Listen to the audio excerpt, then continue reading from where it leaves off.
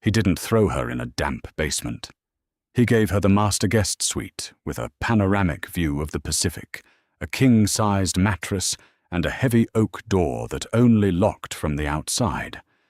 Vincent Cole thought captivity would break his assistant. He expected tears.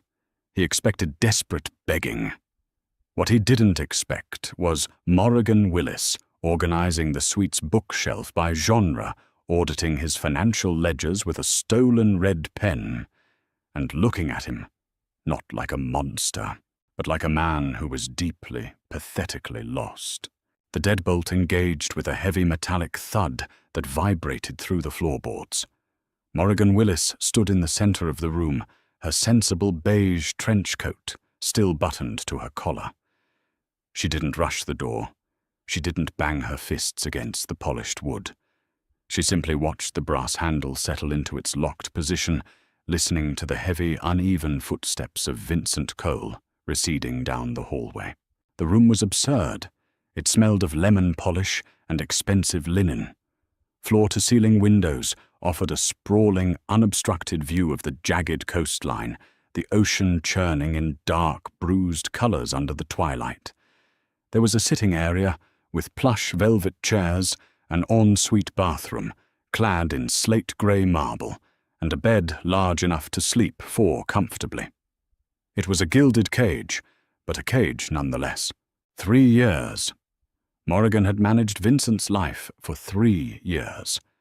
She knew he took his coffee black, that he avoided sleeping on his left side because of an old shrapnel wound, and that the shipping company he supposedly ran was a front for the largest weapons syndicate on the West Coast.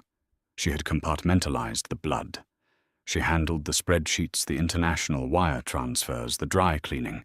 She drew a hard line between the legitimate paperwork and the violence that funded it.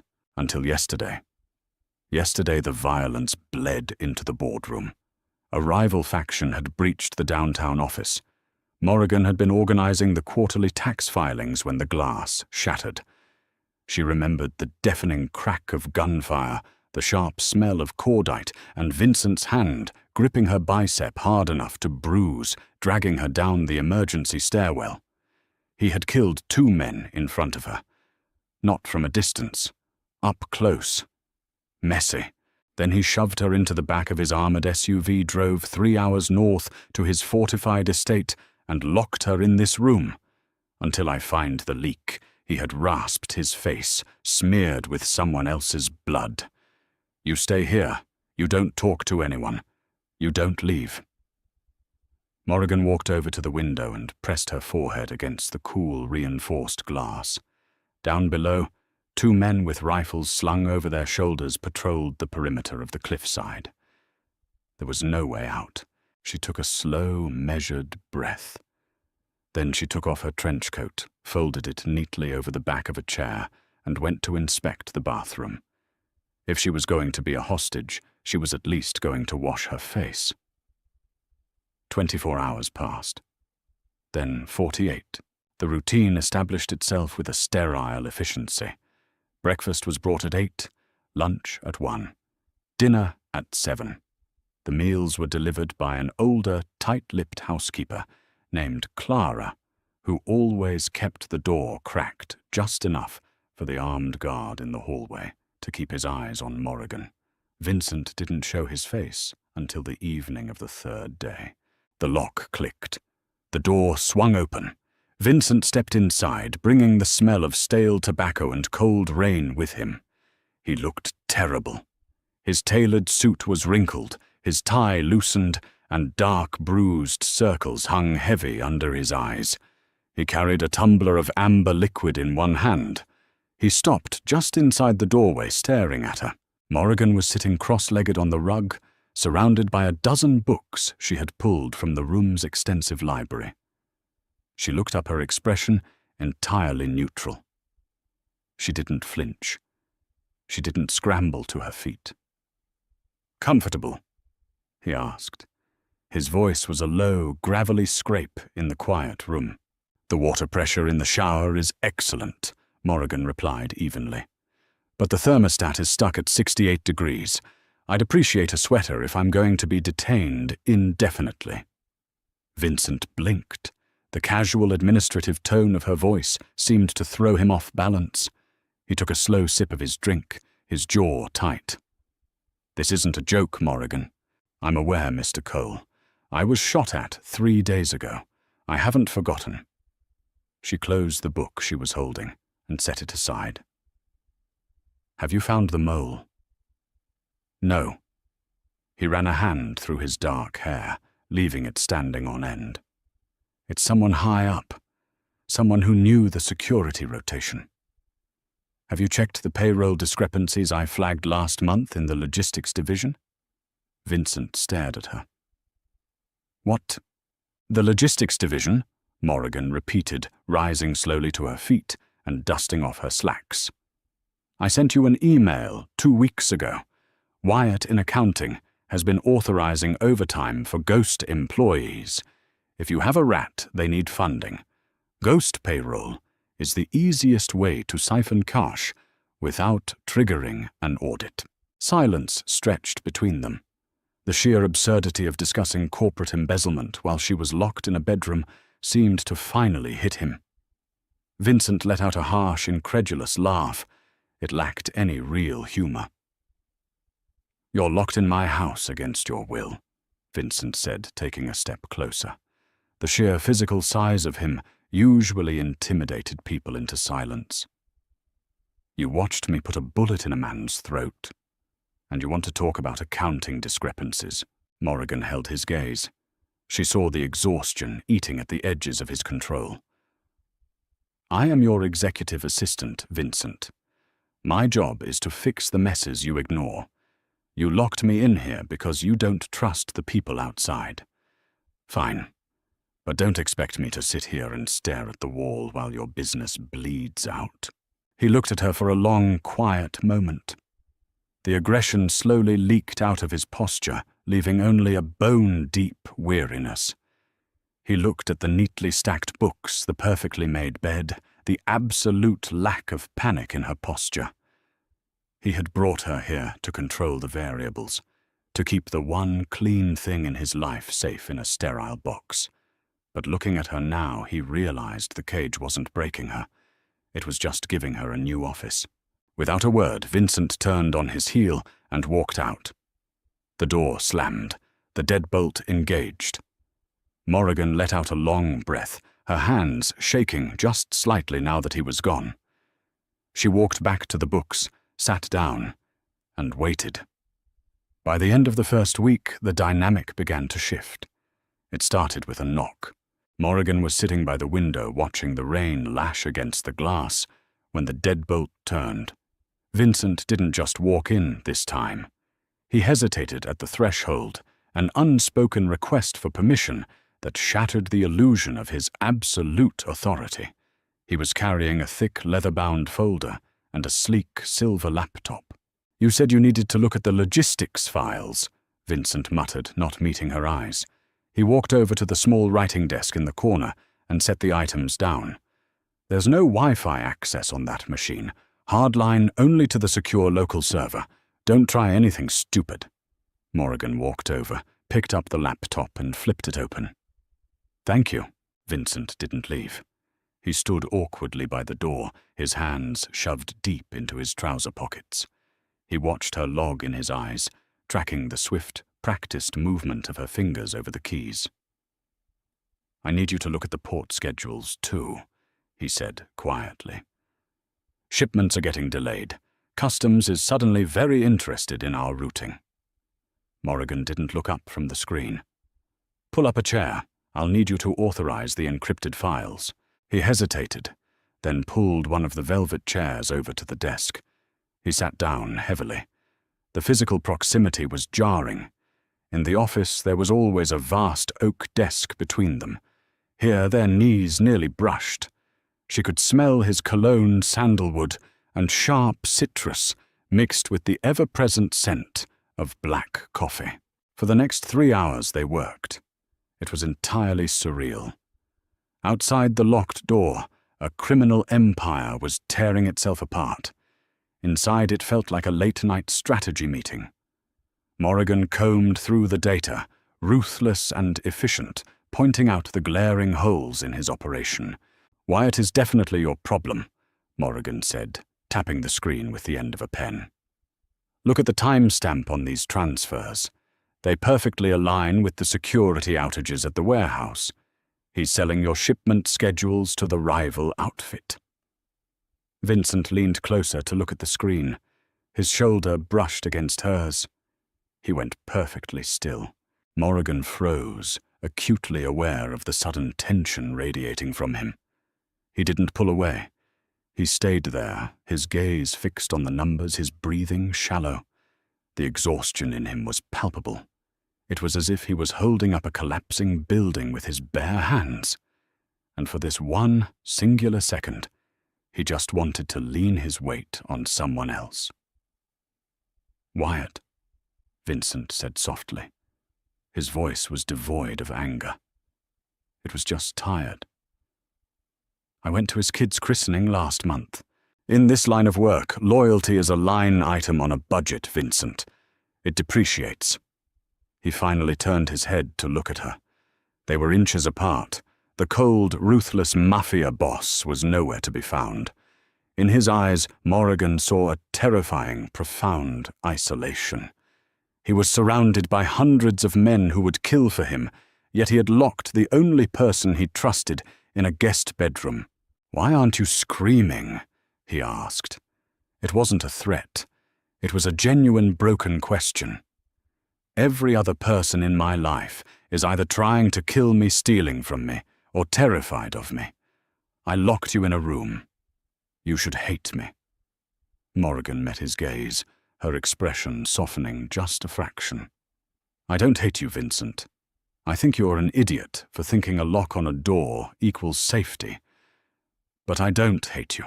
He swallowed hard. He looked at her mouth, then quickly looked away, standing up so abruptly, his chair scraped loudly against the hardwood floor. He ran a hand over his face, retreating behind the cold, detached mask he wore for the rest of the world. "I'll handle Wyatt," Vincent said, his tone back to business. "Vincent." He stopped at the door, his hand on the brass knob. "Don't do it yourself," she said quietly. "You haven't slept in days. You're making mistakes." He didn't answer. He just opened the door and walked out, locking her in once again. But this time, the heavy thud of the deadbolt didn't sound like a trap snapping shut. It sounded like a man trying to lock the rest of the world out. The next day, Vincent didn't visit. Nor the day after.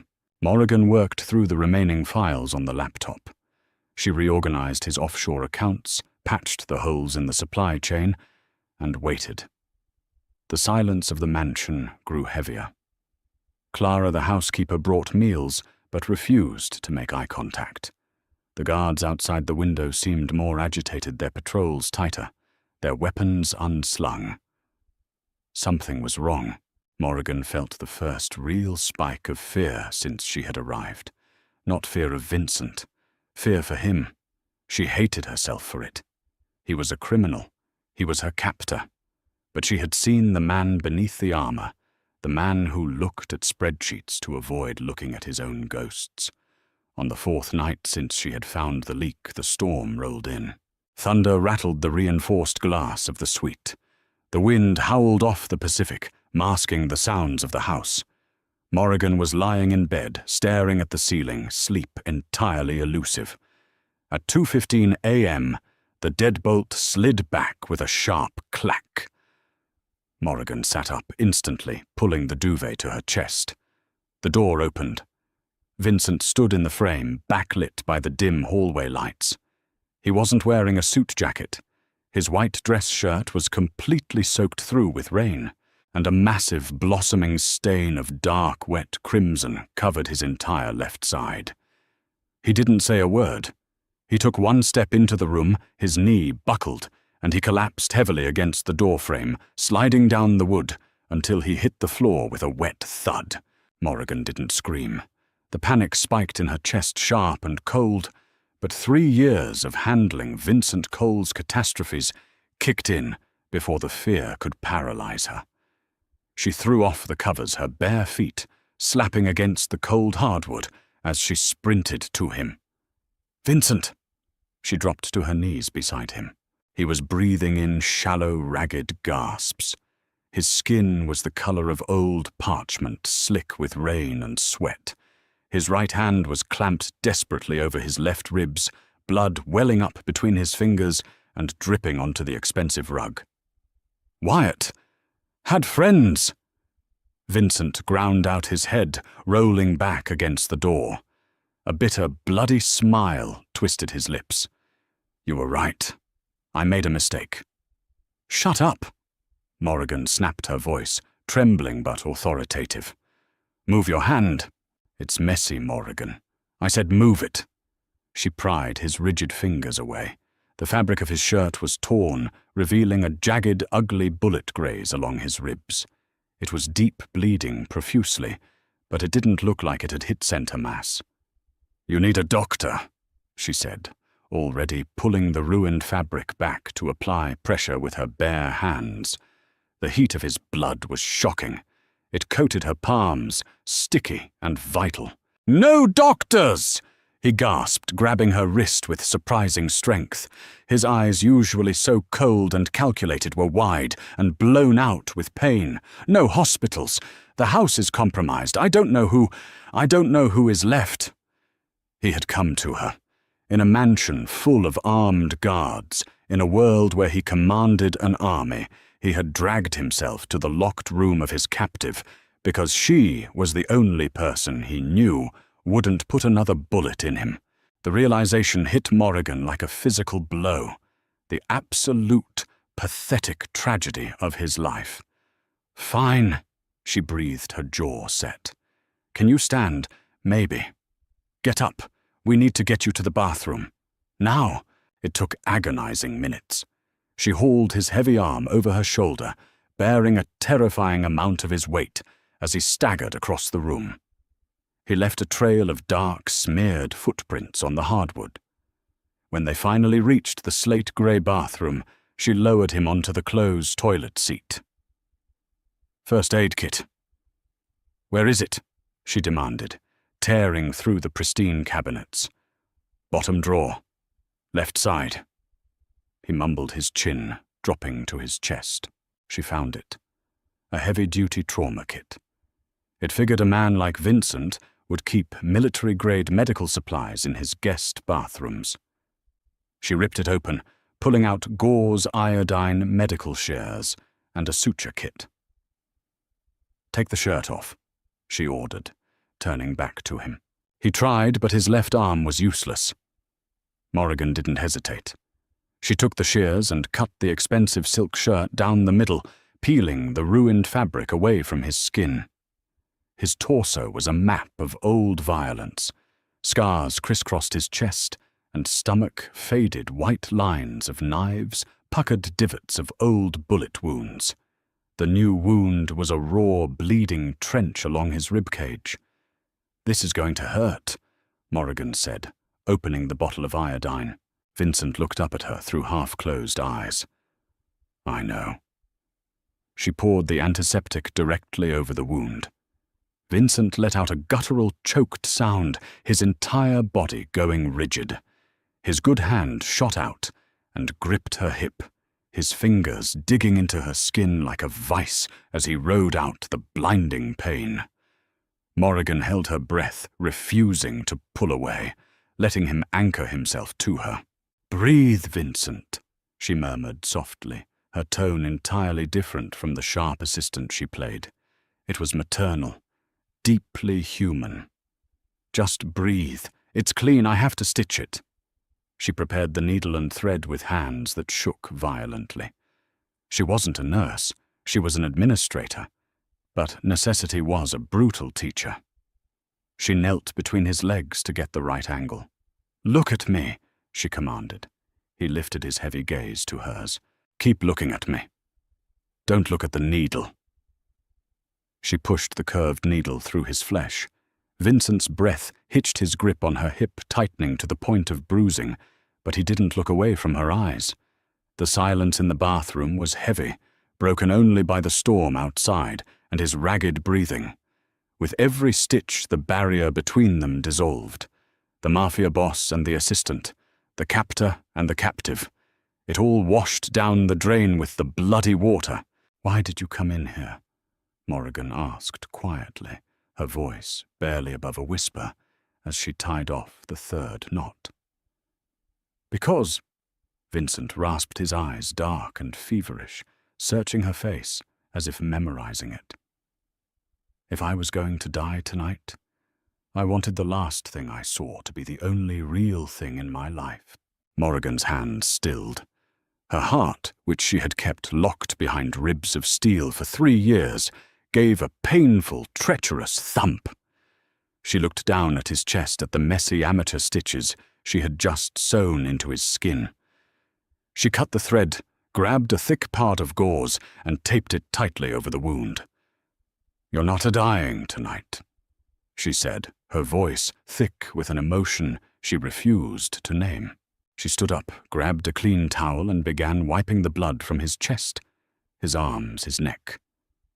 Her touch was gentle, wiping away the violence, leaving only the exhausted man underneath. Vincent let his head fall back against the cold tile wall, his eyes slipping shut. "Morrigan," he whispered into the quiet room. "What? The door is unlocked." She paused, the bloody towel in her hands. She looked toward the bedroom, out into the dark hallway. The path to the stairs to the front door to freedom was wide open. The guards were either dead or fled. He was bleeding and weak. He couldn't stop her. She looked back at Vincent. He was watching her now, his expression completely exposed. He wasn't testing her. He was giving her a choice. Morrigan threw the bloody towel into the sink. She walked out of the bathroom, crossed the bedroom, and went to the heavy oak door. She stood there for a long time, looking out into the dark, empty hallway. Then she reached out, closed the door, and engaged the deadbolt from the inside. She walked back to the bathroom. Vincent was staring at her, a look of profound, devastating shock on his face. "Get up," Morrigan said softly, offering him her hand. "Let's get you to bed." The fever broke just before dawn, leaving the room smelling of cold sweat, stale copper, and rain. Vincent opened his eyes. The ceiling was unfamiliar for a fractured second before the deep, throbbing agony in his ribcage grounded him in reality. He was lying on his back in the center of the massive king bed. The heavy duvet had been pulled up to his waist. His left side was a block of radiating heat, taped tightly with thick, white gauze. He turned his head, the muscles in his neck protesting the movement. Morrigan was sitting at the writing desk. She hadn't slept. She was wearing the same slacks and beige blouse from the night before, though the cuffs were rolled up to her elbows, stained with dried, rust-colored flakes of his blood. The silver laptop was open, casting a pale, clinical light across her exhausted features. Next to it sat his encrypted satellite phone. She wasn't looking at him. She was typing with rhythmic, punishing speed. Vincent tried to push himself up on his right elbow, but his breath hitched a sharp hiss, escaping his teeth as the stitches pulled taut. The typing stopped instantly. Morrigan turned her head. Her eyes were dark, shadowed with exhaustion, but completely alert. She stood up, grabbed a glass of water from the desk, and walked over to the edge of the bed. She didn't ask how he felt. She didn't offer a gentle bedside platitude. She just held the glass out. "Drink," she ordered. Vincent took the glass with a shaky hand. The water was lukewarm, but it felt like gravel going down his dry throat. He drained it and handed the glass back. He looked past her toward the heavy oak door. The deadbolt was still engaged. "You stayed!" He rasped, his voice raw and gravelly. "Don't flatter yourself," Morrigan said, setting the glass on the nightstand. It was pouring rain, I don't know the access codes to the front gate, and the last time I walked out of a building, unescorted, someone shot through the windows. Staying seemed like the statistical safest bet. It was a lie. They both knew it. Vincent looked at the dried blood on her hands. The blood she had scrubbed off his chest, the wound she had sewn shut while he bled over the bathroom tiles. He closed his eyes, leaning his head back against the pillows, a heavy, unfamiliar weight settling in his chest. It wasn't pain. It was gratitude, sharp and uncomfortable. The house. Vincent started forcing his eyes open. Who is on the perimeter? No one you can trust, Morrigan answered bluntly. She walked back to the desk and picked up the satellite phone. Wyatt wasn't acting alone. The men on the night rotation were his hires. I locked down the security feeds from the main server 3 hours ago. They've been trying to bypass the electronic locks on this wing since 4 a.m. Vincent's blood ran cold. He tried to sit up again, ignoring the searing pain, his hand instinctively reaching for the empty holster that usually rested on his hip. He was trapped in his own house, incapacitated, with a mutiny happening in the hallways. "Passcode," Morrigan demanded, holding the heavy black phone toward him. He stared at her. "What?" "The phone, Vincent. Give me the passcode. Unless you plan on bleeding out while trying to shoot your way down the main staircase, you need to call someone who isn't currently on the payroll of a dead man." He hesitated. That phone was the central nervous system of his entire operation. It held the numbers of fixers, offshore bankers, and men who made bodies disappear. Handing it over was a complete surrender of his empire. He looked at Morrigan. She stood there unimpressed by his hesitation, a small bloody smudge on her left cheekbone. 7409, he said. Morrigan punched the numbers in. The screen glowed green. "Who is your most reliable lieutenant? And don't say Wyatt." "Daniel," Vincent answered, sinking back into the mattress, thoroughly defeated by his own weakness. "Speed dial 2. Morrigan pressed the button and put the phone on speaker, setting it gently on the edge of the mattress between them. It rang twice before a deep, gravelly voice answered. "Boss, it's 4 in the fucking morning. Tell me someone is dead." "Daniel, it's Morrigan Willis." There was a long, heavy pause on the line. The assistant, "What the hell are you doing on this frequency? Put Cole on. Mr. Cole is currently indisposed." Morrigan said, her voice dropping into the same icy, authoritative register she used to negotiate shipping rates with uncooperative port authorities. "Listen to me very carefully. The estate is compromised. Wyatt turned the night rotation. You have a rat infestation in the West Wing." "Where is Vincent?" Daniel barked the sound of a heavy metal slide, racking, echoing through the speaker. "He is secure," Morrigan lied smoothly. "You need to bring a vetted crew no one hired in the last 6 months. Approach from the coastal cliff trail, not the main road. The security gates are locked out, but I will remotely override the service entrance when you arrive. Do you understand? I don't take orders from a secretary sweetheart. Put the boss on." Morrigan didn't flinch. She leaned closer to the phone. "This secretary is currently the only person with the admin privileges to the estate's security grid. If you want to walk into a crossfire blind, be my guest. Otherwise, you will do exactly as I say. Daniel or I will wipe the offshore accounts, and you can explain to the rest of the syndicate why they aren't getting paid this month." Vincent let out a low, breathy chuckle that ended in a wince of pain. He looked at the phone. "Do what she says, Dom, and bring the heavy artillery." "Jesus," Daniel muttered. 10 minutes. Keep your heads down." The line went dead. Morrigan picked up the phone, her hands trembling just slightly, now that the adrenaline of the confrontation was fading. She placed it back on the desk and looked out the reinforced window. The storm had passed, leaving a pale grey dawn breaking over the Pacific. Vincent watched her back, For 3 years, she had been a ghost in his periphery, a hyper-competent shadow who kept his life running while he waded through blood. He had thought he was protecting her by keeping her in the dark. He had thought locking her in this room would keep her clean. He realized now, staring at the straight, unyielding line of her spine, that she had never needed his protection. She was steel, wrapped in silk, and she was currently holding his crumbling empire together with 2 bare hands. "You're going to want to sit down," Vincent said quietly into the silence of the room. "When Daniel gets here, it's going to get loud."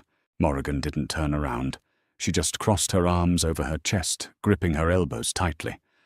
"I've ordered noise-cancelling headphones for the office before. I think I can handle a little noise, Vincent." The gunfire started at 5:15 a.m. It was a brief, violent exchange that echoed up from the ground floor, vibrating through the floorboards of the guest suite. Morrigan sat rigid in the velvet armchair, her eyes fixed on the heavy oak door. She had pulled one of Vincent's spare tactical handguns from the bedside drawer and set it on the coffee table. She didn't know how to use it, but the heavy black steel offered a grim, psychological comfort. Vincent lay in the bed, his face pale and drawn, tracking the sound of the fight with the practiced ear of a man who had lived his whole life in the crosshairs. "That's a customized AR-15, he murmured, his eyes closed. "Daniel's guys. Wyatt's men are using standard-issue Glocks. It's already over." 10 minutes later, heavy footsteps pounded down the hallway. Someone pounded a closed fist against the oak door. "Boss, it's clear. We have the floor." Morrigan looked at Vincent. He gave her a tight, single nod. She stood up, walked to the door and unlatched the deadbolt. She pulled the heavy door open just enough to block the threshold. Daniel stood in the hallway, looking like a nightmare. He was a massive man, built like a cinder block, holding a suppressed rifle. He smelled like gunpowder and wet asphalt. 3 other men, heavily armed and vibrating with adrenaline, fanned out behind him in the corridor. Daniel looked down at Morrigan, his eyes scanning the blood dried on her sleeves, taking in her calm, completely unbothered expression. "Where is he?" Daniel demanded, trying to step past her. Morrigan placed a flat hand squarely against Daniel's tactical vest, stopping the massive enforcer in his tracks. "Shoes off, Daniel. You're tracking mud onto the Persian rug." Daniel stared at her, as if she had just spoken in tongues. "Are you out of your fucking mind, lady? I need to see the boss. He's awake, but he is not receiving visitors," Morrigan said, her voice dropping to a terrifyingly calm register. "He took a graze to the ribs. He's lost blood. He needs antibiotics and quiet, not a tactical briefing from a man who smells like a firing squad. You will stand in the hallway." "Let him in, Morrigan," Vincent's voice called out from the bed, raspy but commanding. Morrigan shot Daniel a withering look, dropped her hand, and stepped aside. Daniel practically shoved past her, stopping dead when he saw the state of his boss.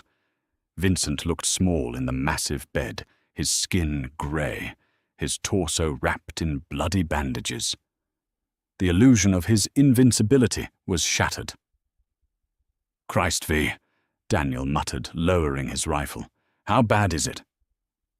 "I've had worse paper cuts," Vincent lied, his voice strained. "Status: 6 dead downstairs. Wyatt's guys. We took 1 alive, secured him in the garage. The perimeter is locked down, but the local police are going to start asking questions about the noise soon.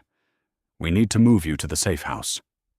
"He is not moving," Morrigan interrupted, stepping back into the center of the room. She pointed at Vincent. "He has 30 crude stitches holding his side together. If you put him in the back of a bouncing SUV, he will hemorrhage. He stays here until he's stabilized." Daniel wheeled on her, his temper flaring. "Listen to me, sweetheart. Do not speak to her like that." The sheer venomous coldness in Vincent's voice froze the room. It wasn't loud, but it cut through the air like a serrated blade. Daniel snapped his mouth shut, his eyes darting between Vincent and the assistant. "Morrigan is right," Vincent said, leaning his head back, exhausted by the brief exertion of authority. "We hold down here. Pay off the local precinct. Tell them it was a generator explosion. Double the guard on the perimeter. No one goes in or out without her authorization." Daniel blinked, visibly struggling to process the command. "Her authorization, boss, with all due respect, she's a civilian. She organizes your calendar." "She saved my life," Vincent corrected softly, his eyes locking onto Morrigan's. "And right now, she's the only person in this house I know isn't trying to put me in the ground. You run everything through her. Understood?" Daniel looked at Morrigan, a new grudging respect dawning in his hard eyes. He gave a sharp nod. "Understood." He turned on his heel. "I'll get the cleanup crew started downstairs." When the door clicked shut behind the enforcer, the heavy, oppressive silence rushed back into the room. Morrigan stood in the center of the rug, her hands shoved deep into her pockets to hide their shaking. The adrenaline was crashing hard. She felt dizzy. She had just stared down a cartel enforcer and lived. She had just been given the keys to a criminal empire. "Come here," Vincent said quietly. She hesitated, then walked slowly to the edge of the bed. She didn't sit down. Vincent reached out with his good right hand and caught her wrist. His fingers were warm, his thumb brushing over the frantic pulse jumping beneath her skin. He didn't pull her down. He just held on to her, an anchor in the storm they were both drowning in. "Why did you lock the door from the inside, Morrigan?" he asked. The rough edges of his voice were completely gone, leaving something terribly raw and exposed. "When I was bleeding out in the bathroom. I told you it was unlocked. You could have walked out. You could have gone to the police. You could have been free of me." Morrigan looked down at his hand gripping hers, the stark contrast of his tanned, scarred skin against her pale wrist. "I told you," she whispered, the cynical armor finally cracking, revealing the exhaustion and the fear underneath. "My 401k is tied to this company. I couldn't let you die." Vincent let out a soft, broken breath. He tugged gently on her wrist. This time, Morrigan didn't resist. She let her knees buckle, sinking onto the edge of the mattress. He moved his hand from her wrist, sliding his palm up the length of her arm until his fingers threaded into the messy, loose strands of her hair at the nape of her neck. The intimacy of the touch was jarring. It wasn't professional. It wasn't a captor and a hostage. It was a man touching the woman who had just walked through fire for him. "You're a terrible liar," Vincent murmured, his thumb tracing the line of her jaw, stopping just short of her lips. Morrigan's breath hitched. She looked into his eyes, seeing the absolute, terrifying truth laid bare. The cage was broken. The door was open. But neither of them had any intention of leaving the room.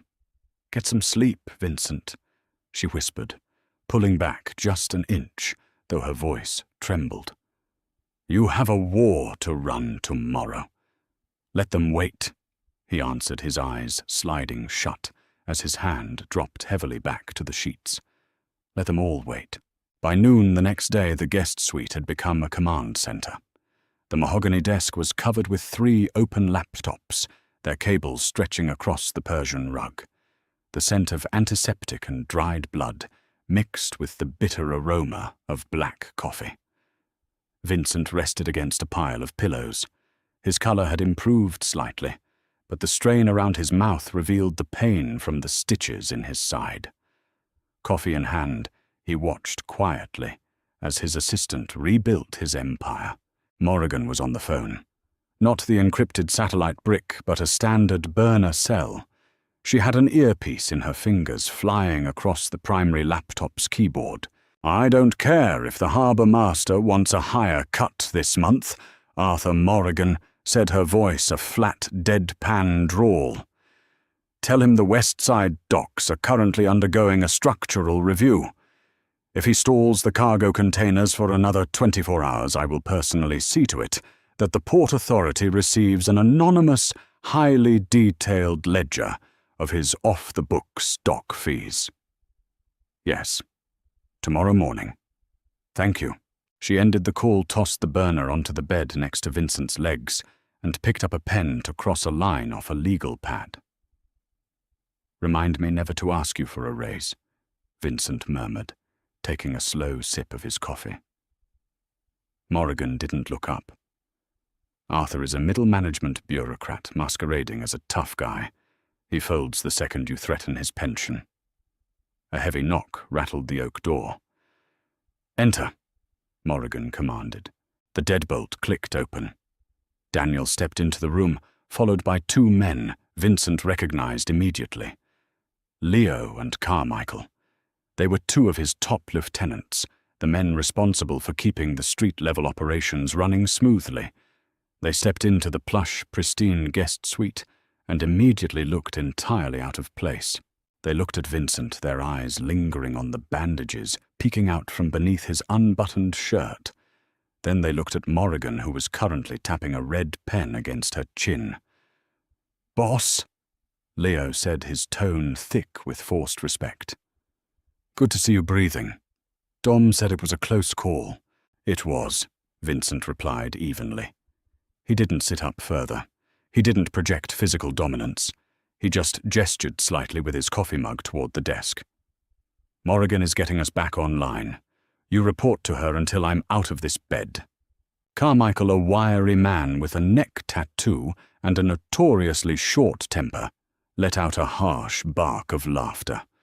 "With respect, V, we aren't taking orders from the girl who orders our Christmas hams. We have a war on our hands.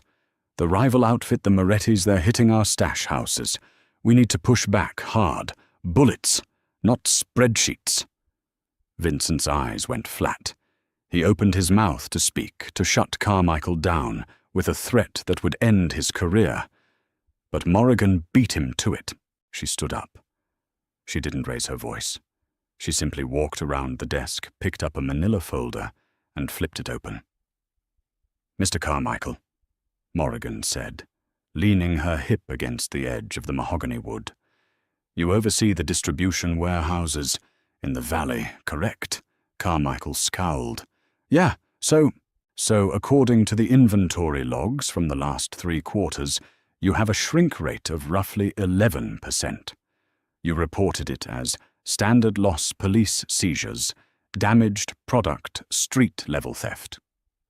Morrigan looked up, her gaze pinning him to the floor. "But I cross-referenced the transport mileage with the GPS trackers on your delivery trucks. Your trucks spend an awful lot of time idling near a private storage facility in Burbank, a facility leased under your wife's maiden name." The color drained from Carmichael's face. The room went perfectly deathly still. Daniel shifted his weight, his hand resting casually near his holstered weapon. "You've been skimming roughly $200,000 a month." "Carmichael." Morrigan continued, her voice light, conversational. "Now, I haven't told Vincent about this yet, mostly because he's recovering from a gunshot wound, and I didn't want to stress his heart with the knowledge that one of his most trusted lieutenants is a thief." She closed the folder with a sharp snap. "So here is how this is going to work," Morrigan said. "You are going to take your men, and you are going to reinforce the southern stash houses. You will not fire a single bullet unless fired upon. You will hold the line, and at the end of the month, you will deposit $600,000 into the syndicate's primary holding account to repay what you stole. If you do this, I will lose this folder. If you don't, I will hand it to Daniel." She looked at the massive enforcer. "Daniel, what is the standard penalty for stealing from the boss? 2 broken kneecaps and a shallow grave in the desert. Miss Willis." Daniel answered smoothly, a terrifying grin spreading across his scarred face. Morrigan looked back at Carmichael. "Are we understood?" Carmichael swallowed hard, his Adam's apple bobbing. He looked at Vincent. Vincent simply raised his eyebrows, taking another slow sip of his coffee, completely content to let the execution happen. "Understood," Carmichael choked out. "Excellent," Morrigan said, turning her back on them to look at the laptop screen. "Dismissed." The three men filed out of the room. The door clicked shut. The deadbolt engaged. Silence fell over the suite, broken only by the hum of the hard drives. Morrigan braced her hands on the edge of the desk, dropping her head, letting out a long, shaky exhale. Her shoulders trembled slightly beneath her beige blouse. Vincent watched her. The amusement faded from his eyes, replaced by something infinitely heavier. He set his coffee mug on the nightstand and pushed himself upright, ignoring the sharp protest of his ribs. "You knew," Vincent said quietly. Morrigan turned her head. "Knew what?" "You knew about Carmichael's skimming before today. You've been sitting on that leverage." "I audit the books, Vincent." "Of course I knew." She rubbed her temples, looking suddenly very tired. "I was going to put it in your quarterly brief next week. I didn't expect to have to weaponize it in your guest bedroom." Vincent swung his legs over the edge of the bed. He was wearing loose grey sweatpants, his chest bare save for the thick white bandages. He stood up. He swayed for a second, his equilibrium shot, but he locked his knees and stayed upright. "Vincent, sit down!" Morrigan snapped her administrative authority, instantly returning. He ignored her. He walked across the room, his bare feet silent on the rug, until he was standing directly in front of her. He reached out and gently took the red pen out of her hand, tossing it onto the desk. "You are terrifying," he said. It wasn't an insult. It was a profound, deeply felt compliment. "I'm an accountant," she corrected, refusing to look him in the eye. Vincent reached out, placing his good hand under her chin, forcing her gaze up. "You just castrated a cartel lieutenant with a manila folder. Don't lie to me, Morrigan. Not anymore. You belong in this world just as much as I do." Morrigan stared up at him. The air between them was suddenly thick, electric. The fear she had felt earlier wasn't from confronting the men. It was the terrifying realization of how easily she had adapted to the darkness, how much she had enjoyed putting the knife in. "If I belong in this world," she whispered, "it's because you dragged me into it." "I know," Vincent replied, his thumb brushing over her lower lip. "And I'm never letting you out." By nightfall, the adrenaline that had sustained Vincent through the afternoon vanished, leaving behind a restless, pacing energy. He had spent the last 3 hours confined to the mattress, while Morrigan coordinated the syndicate's defensive lines. She had moved millions of dollars, bribed 2 judges, and secured a safe supply route for their incoming shipment, all without leaving the velvet armchair by the window. But there was one loose thread tying them to the violence of the previous night. "I need to go down to the garage," Vincent said, breaking a 30-minute silence. He pulled a clean black button-down shirt from the closet and gingerly threaded his arms through the sleeves, leaving it unbuttoned over his bandages. Morrigan looked up from her screen. "No, Daniel is handling the survivor. Daniel has been hitting the guy with a wrench for 6 hours and hasn't gotten a single actionable piece of intel on the Morettis," Vincent said, grabbing his gun from the bedside table and checking the chamber. "The guy is a zealot. Pain won't break him. I have to do it." Morrigan closed her laptop. She looked at his pale, sweating face, the slight tremor in his hand, as he holstered the weapon at his hip. "You can barely stand," she said flatly. "Then I'll lean on the walls." He walked toward the door. As he reached for the knob, Morrigan stepped in front of him. She didn't argue. She just wrapped her arm securely around his waist, wedging her shoulder under his good arm. Vincent looked down at her. "What are you doing?" "I'm currently the acting CEO of this disaster. If you bleed out on the stairs, my stock options plummet." She reached out and twisted the deadbolt. "Let's go." The descent into the lower levels of the estate was slow and painful. The main floors were eerily quiet, stripped of the usual staff, and heavily patrolled by Daniel's vetted men, who stared in silent shock as the boss limped past, supported by the polite woman who usually forwarded their emails. The garage was cold, smelling intensely of motor oil, copper, and damp concrete. In the center of the vast, echoing space, tied to a reinforced steel chair beneath a harsh halogen bulb, sat Russo. He was a young man, barely 25, but his face was an unrecognizable mess of purple swelling and dried blood. Daniel stood nearby, wiping a pair of brass knuckles with a shop rag, looking immensely frustrated. "Nothing," Daniel grunted as Vincent and Morrigan approached. "Kid thinks he's a martyr, spits blood and laughs." Vincent pulled away from Morrigan, forcing himself to stand straight. He walked into the circle of harsh light. Russo looked up through a swollen eye, coughing wetly. "Cole!" Russo slurred a bloody smile, cracking his lips. "You look like shit. Wyatt said you were getting soft." Vincent didn't react. He stood over the young man, his hand resting on the butt of his gun. He wanted to pull it. He wanted to put a bullet in the kid's kneecap and listen to him scream until he gave up the Moretti family's staging ground. But the room was spinning slightly, his ribs burning like a hot iron. Before Vincent could draw his weapon, a sharp, authoritative voice cut through the damp air of the garage. "Daniel, turn on the overhead lights. The glare from that halogen is giving me a migraine." Russo blinked, trying to focus on the edge of the shadows. Morrigan stepped into the light. She was holding an iPad she had grabbed from the security desk on their way down. She looked entirely bored. "Who the fuck is the librarian?" Russo spat. Morrigan ignored him. She stopped next to Vincent, tapped the screen of the tablet and began to read. "Anthony Russo, born 1999. No prior convictions, which is impressive given your chosen profession." Morrigan scrolled down. "Ah, here it is. Your mother, Maria Russo, is currently residing at the Shady Pines Assisted Living Facility in Scottsdale, Arizona. A very expensive private care home, memory care unit, $7,000 a month."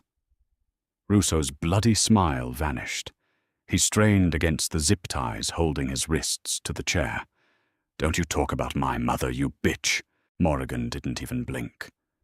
"The payments are made from a blind trust, routed through a shell company in Delaware. A shell company that I currently have administrative access to." She tapped the screen again. "Furthermore, your younger sister Elena is currently in her sophomore year at NYU. Her tuition is paid in full every semester via a cashier's check drawn from a very specific offshore account." Morrigan looked up from the tablet, her eyes locking onto Russo's. They were completely devoid of pity. "An account that I froze approximately 4 minutes ago." "You can't do that!" Russo breathed the defiance leaking out of him like air from a slashed tire. "I already did," Morrigan said softly. "I'm going to ask you a question, Anthony. If I don't like the answer, I press one button. Your mother's trust is liquidated and seized by our syndicate. She will be evicted from the memory care unit by tomorrow afternoon. Next, I flag your sister's tuition payments to the IRS as suspected money laundering. She'll be expelled, her assets frozen, and she will likely face federal charges." The silence in the garage was absolute. Daniel stared at Morrigan, his jaw slightly unhinged. Vincent stood perfectly still, watching her dismantle a hardened killer with nothing but a Wi-Fi connection and a horrifying lack of empathy. Russo began to hyperventilate. The pain of the beating hadn't broken him. The prospect of death hadn't broken him. But the sudden clinical destruction of the people he was dying to protect shattered him completely. "Please," Russo choked out a sob breaking in his throat. "Please, man, don't do that. She's got dementia. She doesn't know what's happening."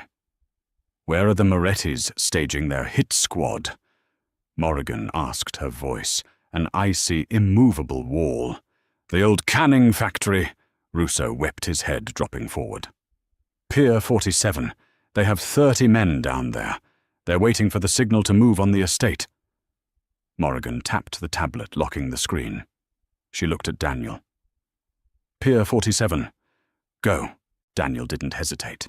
He barked an order to his men, and within seconds the garage was echoing with the sound of boots and racking shotguns as the tactical team mobilized.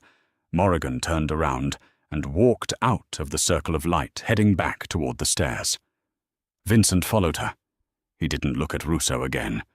The boy was utterly destroyed. They made the long, agonizing trek back up to the master guest suite in silence. The heavy oak door clicked shut behind them. Morrigan locked the deadbolt. She walked over to the desk, set the tablet down, and finally stopped moving. She stood there, her back to Vincent, her hands gripping the edges of the wood so tightly her knuckles were white. Vincent walked up behind her. He didn't touch her, but he stood close enough that she could feel the heat radiating from his body. "You didn't actually freeze the accounts," Vincent stated quietly. "No." Morrigan whispered, her voice trembling violently now that the performance was over. "But I would have." She turned around to face him. A single tear tracked down her pale cheek, a physical manifestation of the line she had just crossed. She was no longer just the assistant. She was a weapon. Vincent reached up and gently wiped the tear away with his thumb. "I'm sorry," Vincent murmured, his voice breaking. "I should never have brought you here. I ruined you." Morrigan leaned her face into his palm, closing her eyes. "You didn't ruin me, Vincent. You just showed me what I was capable of." She opened her eyes, meeting his tortured gaze with absolute clarity. "Now, let's finish this war." The tactical radio on the desk hissed with static, spitting out clipped, frantic updates from Pier 47. Morrigan sat in the velvet chair, her knees pulled to her chest, listening to the synchronized violence happening 20 miles away. Daniel's men had breached the canning factory. The gunfire bleeding through the small speaker sounded tinny, distant. But the tension in the guest suite was suffocating. Vincent sat on the edge of the mattress. He had refused to lie back down. He held a spare magazine in his right hand, his thumb rhythmically tracing the brass casing of the top bullet. The fever had returned, painting 2 sharp strokes of red across his pale cheekbones. "They breached the loading dock," Morrigan relayed, watching the encrypted tracker on the laptop. "Daniel says they have Moretti's underboss pinned down. He's asking for permission to use incendiaries." "Granted," Vincent rasped. "Burn it down." Morrigan pressed the transmit button. "Burn it down, Daniel." She released the button and checked the estate's security cameras on the iPad. The grounds were silent, too silent. Unease tightened her chest as she switched to the rear perimeter overlooking the dark Pacific. Camera 4 was pointed at the stormy sky instead of the cliff. "Vincent," Morrigan said, sitting upright. "Camera 4 is offline." Vincent froze, the brass bullet in his hand suddenly still. "Show me." She brought him the tablet. He studied the screen, his expression hardening, then tapped the feed for the West Wing corridor outside their bedroom door. Empty. But the guard stationed at the top of the stairs was missing. "Russo didn't break," Vincent whispered the realization, hitting him with the force of a physical blow. "He gave us Pier 47 because he knew we'd send Daniel and the heavy hitters away. It's a distraction." A soft metallic clink echoed from the hallway outside. It wasn't the heavy, careless boots of Daniel's men. It was the deliberate, stealthy sound of someone checking a sightline. Vincent shoved the tablet away, gripping the bedside table to haul himself to his feet. A fresh bloom of red seeped through the white bandages at his side. He ignored it, chambering around in his Glock with a sharp, terrifying crack. "Get in the bathroom. Lock the door," he ordered.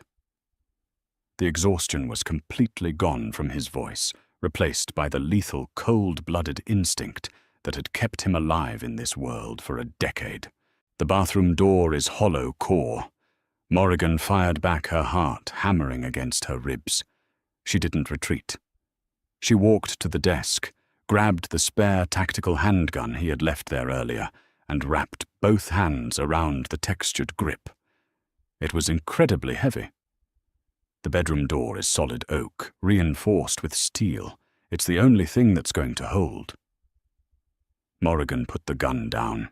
"You don't know how to shoot under pressure." "Then you better give me a crash course, right now." Footsteps stopped right outside their door.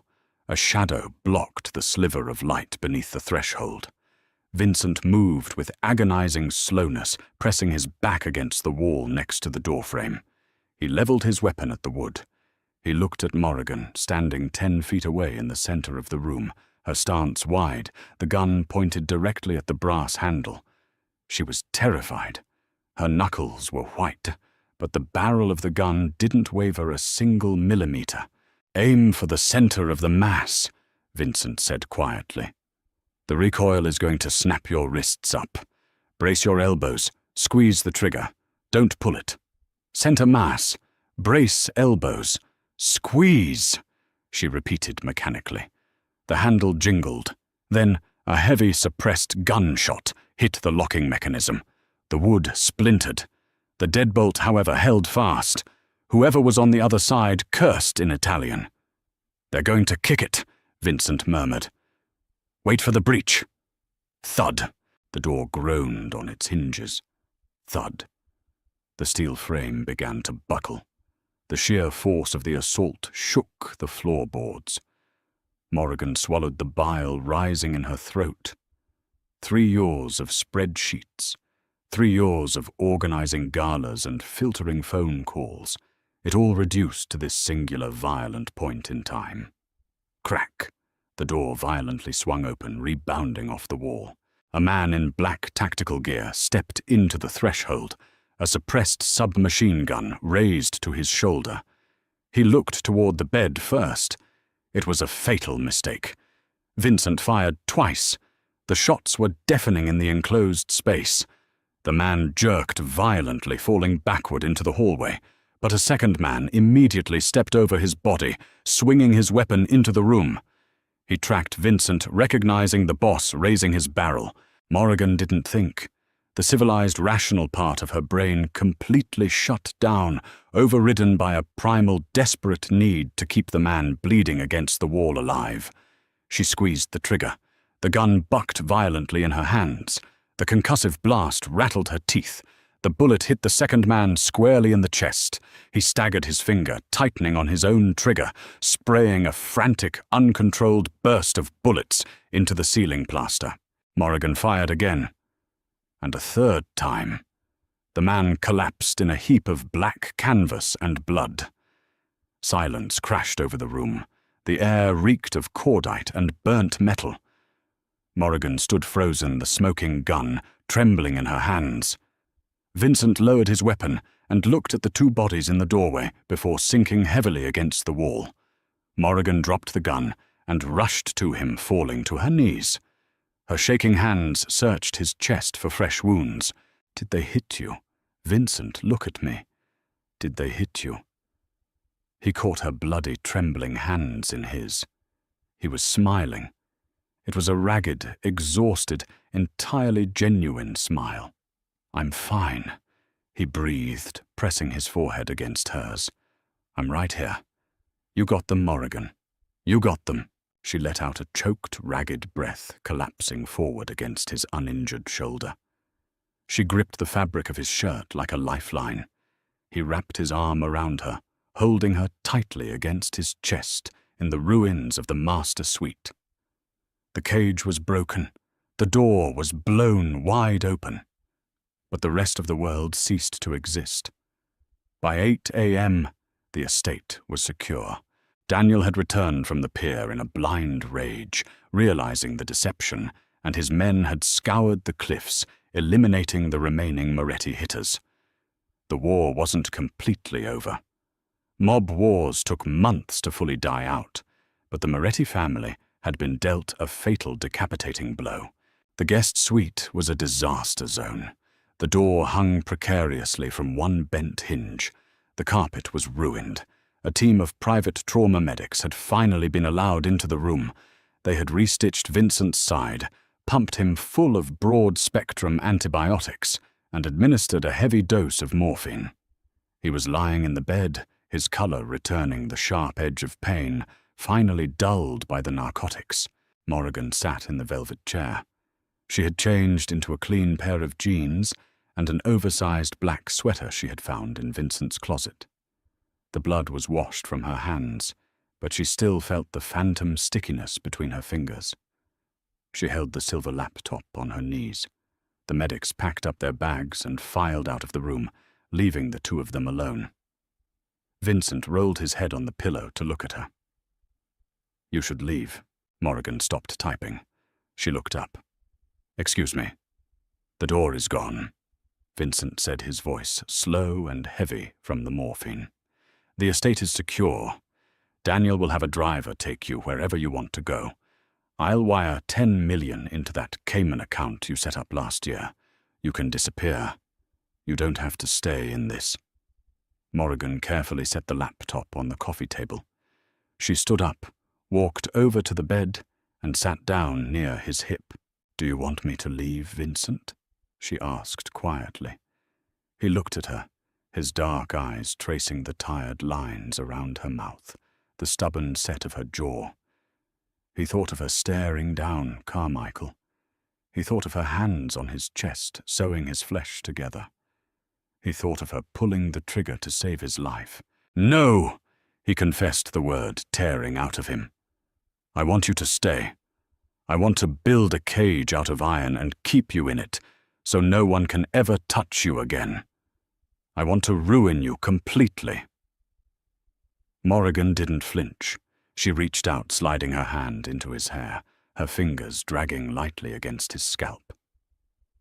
"You don't need a cage, Vincent," she said, her voice dropping to a low, intimate murmur. "Because I'm not a hostage anymore. And I'm not your assistant." He leaned into her touch. "Then what are you?" "I'm the one who holds the ledgers." She leaned down, her lips hovering just an inch above his. "I know where every dime is buried. I know the names of the men you bribe. I know the passwords to the offshores." She brushed her mouth against his, a soft, deliberate pressure that sent a jolt of heat straight to his core despite the painkillers. "You locked me in this room to keep me clean," Morrigan whispered against his lips. "But I'm covered in your blood. I pulled the trigger. I belong to this family now. I belong to you.